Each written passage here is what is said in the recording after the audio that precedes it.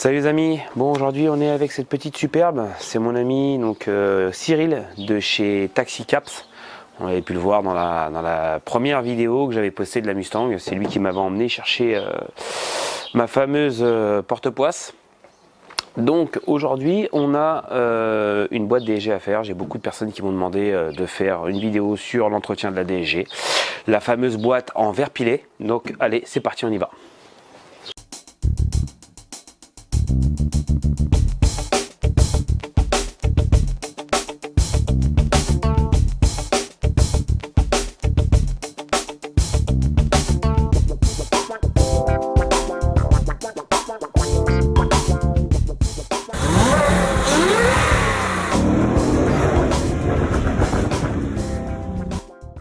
Donc voilà, comme d'habitude, je bosse avec la société thématique qui est fournisseur officiel de mon fournisseur. Donc sur ces modèles-là, on va avoir une contenance de 5 litres, 5 litres 5. Donc dans le kit, il y a bien sûr les 6 litres. 6 litres donc d'huile spécifique DG6, DG7. À savoir qu'il y a des modèles avec filtre, il y a des modèles sans filtre. Donc celui-ci, c'est avec filtre. Donc un filtre qui est un peu similaire à la boîte DKG qu'on a fait récemment sur la M3. Donc c'est un peu le même principe, hein. Il y a simplement un filtre mousse ou papier, oui on peut appeler ça un filtre papier, avec un joint et c'est dans une cocotte. Donc on va faire ça, c'est au-dessus donc du support de batterie, donc c'est un petit peu chiant à avoir accès, mais on a accès.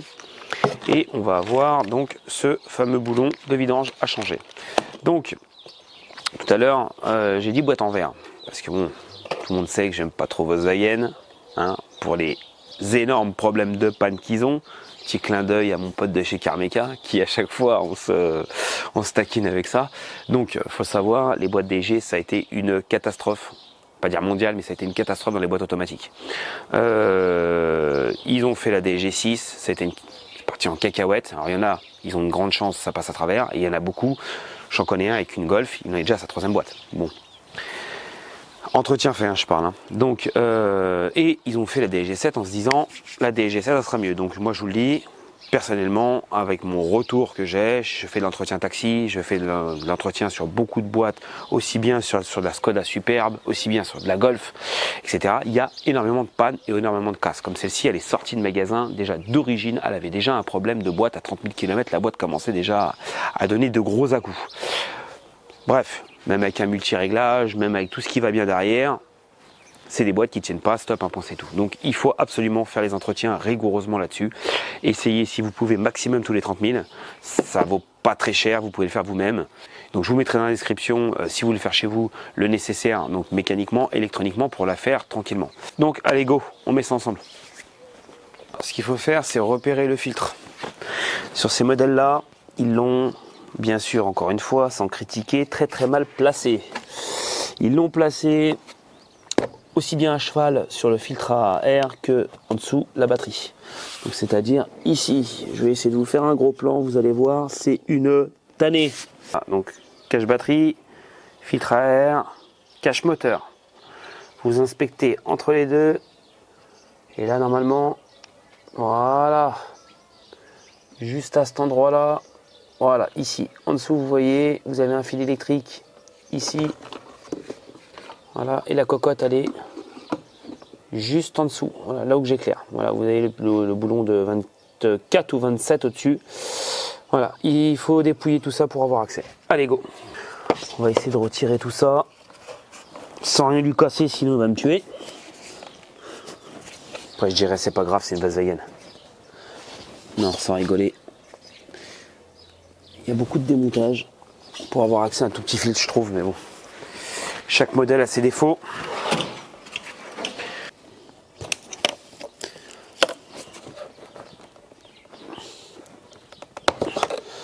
Hop. À l'ancienne. Hop là.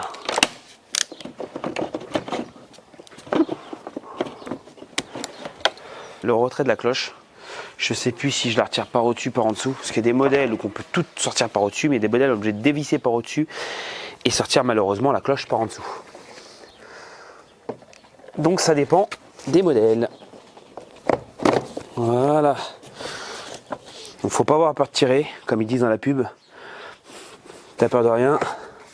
c'est le Volkswagen. Allez hop, ça c'est sorti. Donc là on commence à voir mieux. Allez, ici. Donc ce que je vais faire, je vais essayer de faire ma couleuvre. On va essayer de sortir la cocotte par au-dessus sans tout démonter. Ça serait pas mal. Allez. Donc on va essayer de s'amuser à crapauter là-dedans. J'ai déjà placé la douille. Donc déjà, comme ça, on passe pas. Super. Ça commence bien. C'est pas grave. Allez Maurice.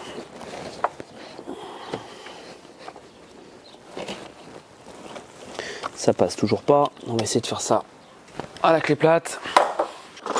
Et il faut y aller directement à la clé plate, ou sinon il faut s'amuser à déposer donc vraiment tout le cache batterie. Mais bon, c'est batterie, cache batterie, etc. C'est embêtant. En plus la syntaxis c'est chiant. Tout va être déconnecté. C'est un peu la merde. On va essayer de. Oh.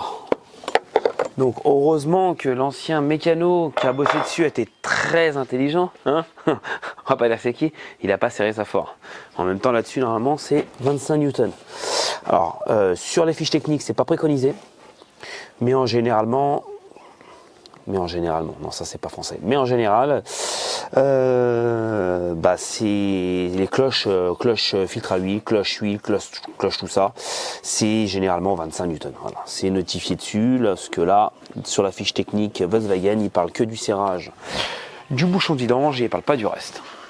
Donc je me suis auto-improvisé serrage à 25 newtons. Donc la cloche elle est sortie. Est-ce que je vais pouvoir sortir le filtre ou est-ce que je vais faire ça dessus? Bon, non. Donc la cloche, elle est là, elle n'est pas sortie. On va s'amuser à crapauter par au-dessus. Est-ce que je vais t'avoir ma cocotte? Non, ma cocotte, elle veut pas venir ma cocotte. Donc c'est pas grave. On va essayer de la monter. Elle veut pas non plus. Bon, on va déjà sortir le filtre. Ce sera plus facile déjà, dans un premier temps.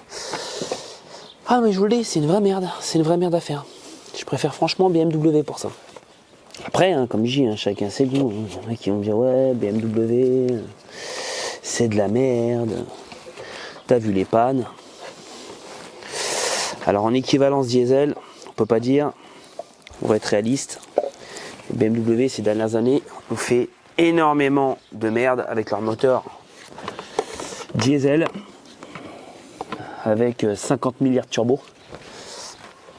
Et c'est vrai que c'est ce qui leur a perdu de la. C'est ce qui leur a fait perdre de la. On va dire de la. C'est ce qui leur a fait perdre de la fiabilité malheureusement. Hein. Mais c'est avec Volkswagen, alors là ils sont champions du monde. Alors ceux qui sont Volkswagen, mais non il n'y a pas de panne. Alors moi qui fais du multimarque, alors soit c'est moi qui a un nid de Volkswagen en panne dans le secteur, je sais pas. Mais il y a énormément de.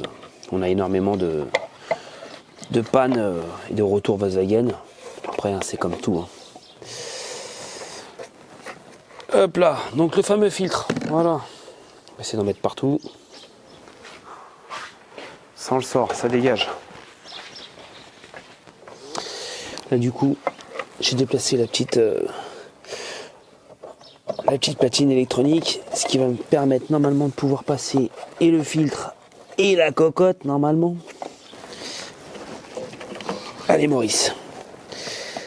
Allez, dis-moi pas qu'il va falloir que je casse la voiture pour sortir une cocotte quand même. Oh là là là là, Volkswagen. Une amour. Bon voilà, c'est ce que je disais tout à l'heure. Quand ça passe pas par au-dessus, ça sauve par en dessous. Non, sans rigoler, je vais essayer de la rattraper parce que j'ai pas envie de faire ça par en dessous. Ça me fait vraiment, vraiment, vraiment chier. Oh. Mon Dieu que c'est vilain. Mon Dieu que c'est vilain. Vilaine auto. Je t'aime mon Cyril, je dis pas ça pour toi. Je sais que tu vas regarder cette vidéo. Je t'aime fort, t'inquiète pas. C'est ta voiture que je supporte moins.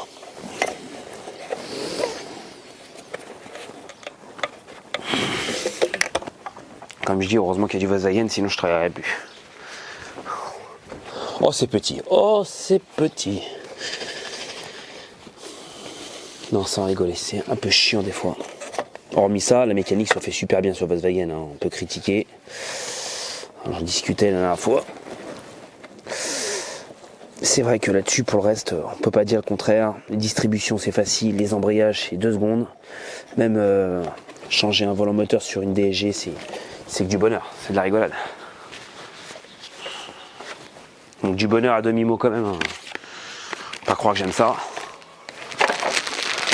Alors, ce que je vais faire, je vais pas me faire chier. Je vais changer le joint directement sur place. Sans sortir la cocotte. Ça sera plus simple. Pour moi. Et surtout moins chiant. Donc là, le nouveau filtre, je le pose là. Hop.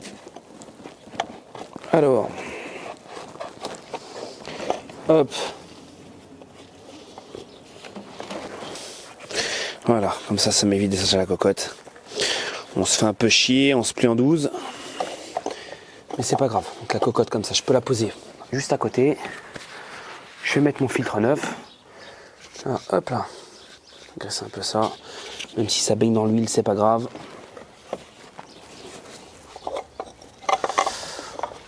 On est sûr que je mets pas ça à sec. Hop là.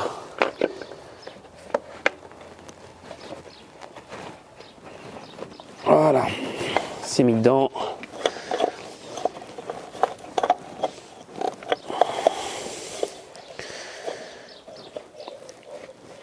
On remet la fameuse cocotte.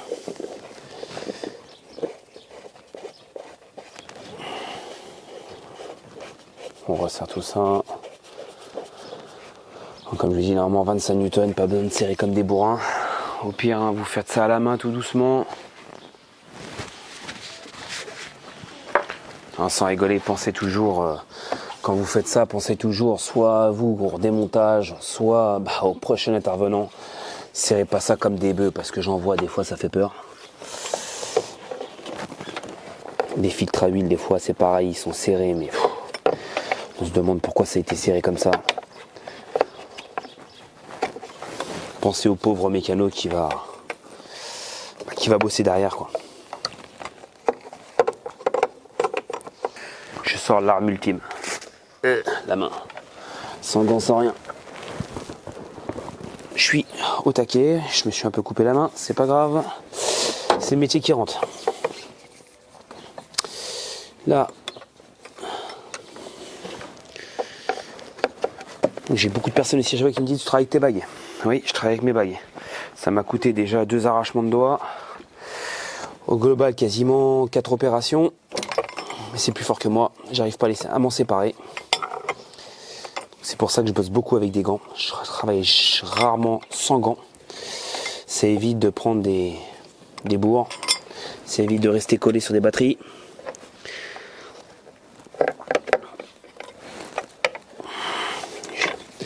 J'ai déjà arrêté de travailler avec les montres, c'est déjà pas mal. Quand j'étais employé, c'était vraiment le gros problème avec le patron. Il voulait jamais qu'on bosse avec des bagues, bien sûr, pour la sécurité. C'est comme les chaussures de sécurité, c'est pareil. J'ai toujours une très très belle paire de chaussures de sécurité, toujours avec moi, vous voyez. Ça c'est le top du top, ça. Fin des années 90, Thierry Book, ça c'est le top, ça. Là-dessus, tu te fais tomber un moteur sur le pied, t'as le pied, il est légèrement pas mort, mais légèrement. En plus avec ma belle petite paire de chaussettes bleues là, si je sais pas faire un mariage de couleurs, je vous dis pas moi. Bon, c'est serré, c'est un de serrer ça comme un bœuf. Donc maintenant, on va... Voilà, tout est bien en place, le joint est bien en place. On va remonter le filtre à air, tout ça. Bon, si vous avez besoin de taxi fou, je vous mettrai ses coordonnées dans le secteur. Alors, il fait 77, mais s'il y a besoin, il va où vous voulez.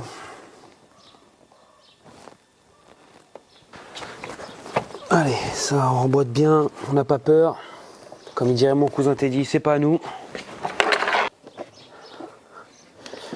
Allez Maurice, pas me faire du cinéma là.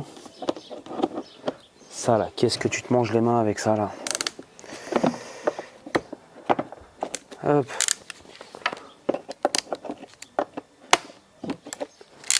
Voilà. Petit pneumatique. Tac, électrique. Tac. Hop, c'est tout neuf. Allez, on lave la voiture et on vidange. Donc, là on est en dessous. Vidange. Comme un bouchon vidange. Hein, rien de plus simple. On va baisser un peu pour éviter de faire du dégât. On va vérifier que je suis toujours dans le champ. Dans le champ, voilà, ici, là, on est dans le champ, on n'est pas loin. Voilà, le fameux bouchon. On vidange une première fois. Voilà, c'est du 12. Donc ça coule très peu pour l'instant, c'est normal. Puisqu'il y a encore une autre pièce à démonter à l'intérieur. Ce qu'on appelle, on va dire, il y en a qui appellent ça le guide, il y en a qui appellent ça le bouchon de vidange 2. Moi j'appelle ça la tige de mise à niveau. Voilà, parce qu'en gros c'est ce qui va nous faire en fin de compte notre mise à niveau quand la voiture va être chaude. C'est-à-dire quand on va remplir donc la boîte. Donc on va donc remettre cette fameuse tige, on va charger la boîte, on va mettre la voiture en route, la faire monter à température, et quand on va arriver donc dans la température préconisée pour la manipulation, en fin de compte, il ne faudra plus de filet, il faudra du goutte à goutte. Et en gros, c'est cette fameuse pièce à l'intérieur de la boîte qui permet cette mise à niveau. Voilà. Donc là, forcément, la boîte n'est pas en route. Donc là, ça retire ce qu'il y a en trop plein. Là, on renquille avec, de mémoire, c'est du BTR. C'est du 7 ou du 6, je ne me rappelle plus. Allez, on va faire du 6 pour voir, au hasard. Au hasard. Non, oula, oula, oula, oula, oula, oula. J'ai trop bu, moi, aujourd'hui. Ah oui, voilà, je me disais bien qu'il y avait...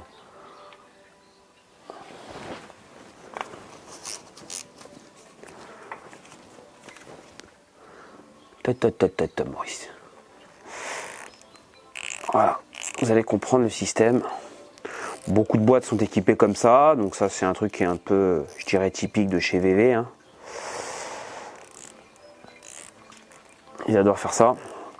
Maintenant, sur les boîtes du style Peugeot, Citroën, de mémoire, ils ont mis des systèmes comme ça aussi. Pas toutes, mais quelques-unes. Vous voyez, là je démonte en fin de compte la deuxième partie qui est plus haut, c'est un bouchon en plastique. Voilà.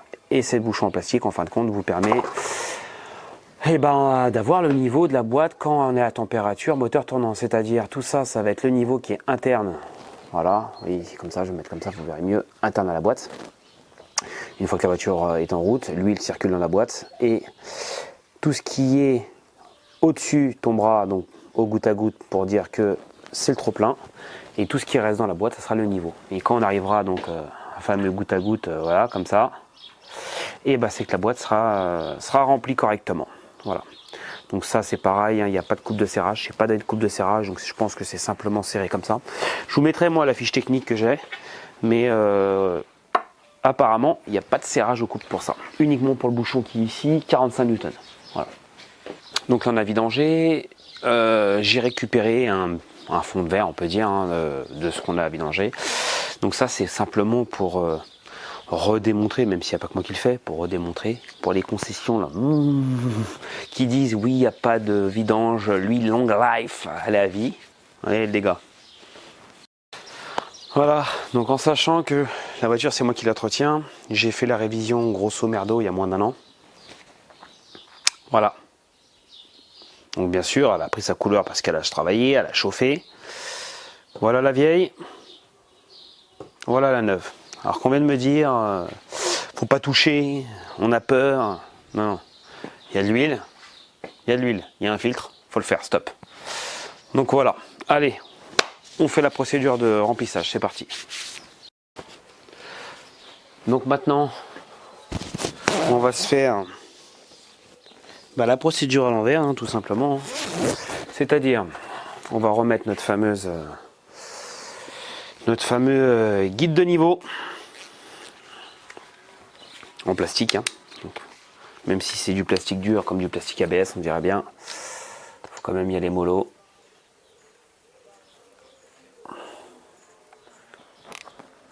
Voilà, pas plus fort, c'est très bien comme ça. Donc maintenant, je mets mon embout pour charger ma boîte. Je sais même pas ce que j'en ai foutu, moi. Allez, je perds la boule. Je raconte 2 conneries, je perds la boule, moi. Donc, voilà, petit adaptateur qui va bien, hein, Case Tool. Je leur fais pas de pub, mais je bosse avec eux, donc très bon, on va dire, très bon outillage. Je me plains pas. Hop, on va brancher l'appareil. Je vais vider mon huile que j'avais récupérée. On va brancher l'appareil. Branche au bout. Un petit coup de 17. On ouvre ça. Et maintenant on charge.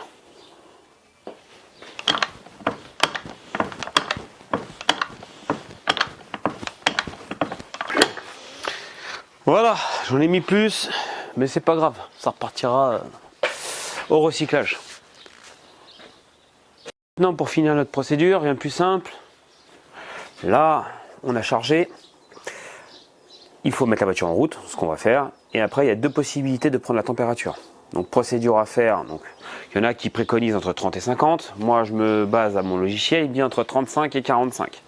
Donc, soit vous prenez un thermomètre spécifique que vous mettez en dessous au retour, ce qui va vous donner en fin de compte la température d'huile au moment exact. À savoir que toutes ces nouvelles générations là, il y a des capteurs de température dans les boîtes. Vous vous branchez à l'OBD, vous mettez votre valise en place, vous allez dans fonction avancée, ou paramètres spécial ou live data, et vous avez en fin de compte la température de la boîte. Là, on va mettre en route, même procédure que BMW, on met en route, on laisse tourner un peu, que la boîte charge, on passe un peu de vitesse, que l'huile se diffuse un petit peu partout. Et quand on a la température, on retire donc le fameux embout là qui est là, on peut le laisser si on veut, on s'en fout, c'est pareil. Et on attend le goutte à goutte, on met le bouchon neuf, on ferme, procédure terminée, on fait un rase électroniquement, parce qu'on va le faire ensemble. Dire en fin de compte à la voiture, alors je sais plus si on peut le faire ou pas, mais logiquement on doit pouvoir le faire, dire à la voiture comme quoi que l'huile est neuve et qu'elle remette tout ça à 0. Allez, c'est parti. Donc là on est donc dans la voiture, j'ai branché la valise, on va aller se mettre sur la boîte de vitesse pour voir la température pendant la procédure. Là en dessous on a laissé l'appareil pour charger l'huile branchée. Voilà, donc là, diag, unité de commande, voilà, électronique de boîte. On attend. Ça va nous donner la boîte en temps réel, logiquement. Voilà, là on a les adaptations, vous voyez, après pour tout à l'heure. Adaptation, on a les vivantes données, donc ça c'est ce qui va nous intéresser logiquement. C'est les données en temps réel. Voilà, là on a tout. Elle est où celle-ci là?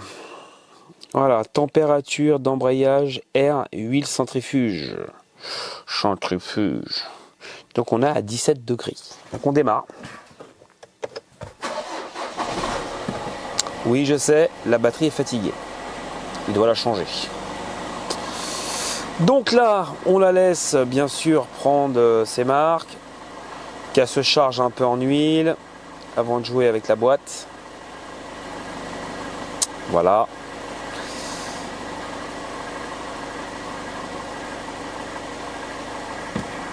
Pied sur le frein, on passe les vitesses, air, neutre, D, neutre, R. Donc ça me permet déjà de purger et puis de voir aussi si bien sûr la température correspond. On va venir un petit peu accélérer.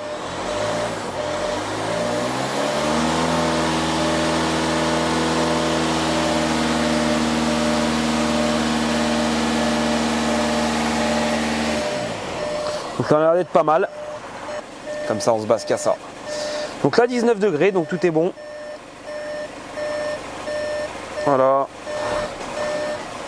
Hop, on est en l'air. Tac, lâche le frein, on accélère un peu. Vérifie qu'il n'y a pas de... Voilà. On freine, tac, marche arrière, même chose.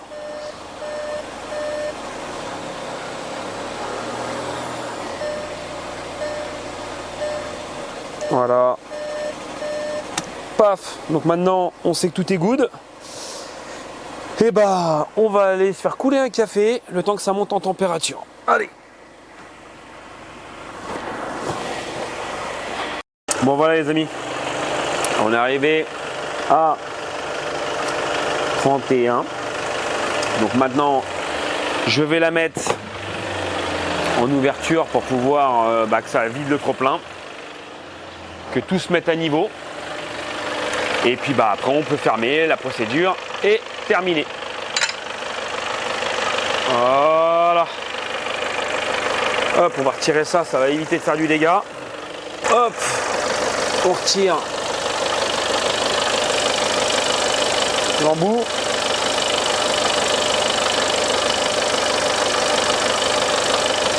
Voilà.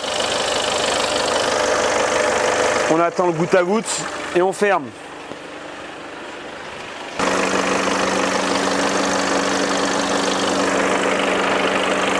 Allez, on y est. On ferme.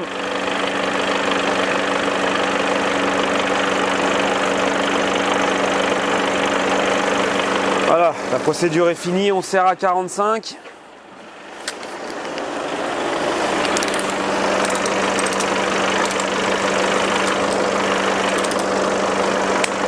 Hop, c'est fini, on n'en parle plus. Une fois que c'est fini, on a éteint la voiture, on a laissé le contact, adaptation.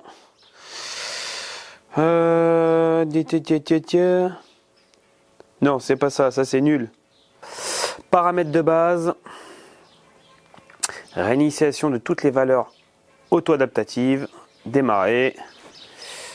Voilà. Réglage de base terminé. Voilà. Et notre révision est finie. Donc voilà les amis, on a fini notre petite vidéo sur cette vidange DSG. Donc c'est valable pour la 6, pour la 7, avec filtre, sans filtre, c'est quasi la même procédure. On devrait faire prochainement aussi encore chez Volkswagen de la Tiptronic. Donc je vous la mettrai dedans avec, même si c'est un peu similaire à ce que j'avais fait sur la série 5. Donc je vous mettrai tout ça dedans. Donc j'espère que ça vous a plu. Pensez à partager les petits pouces bleus et puis bah je vous dis à la prochaine. Ciao.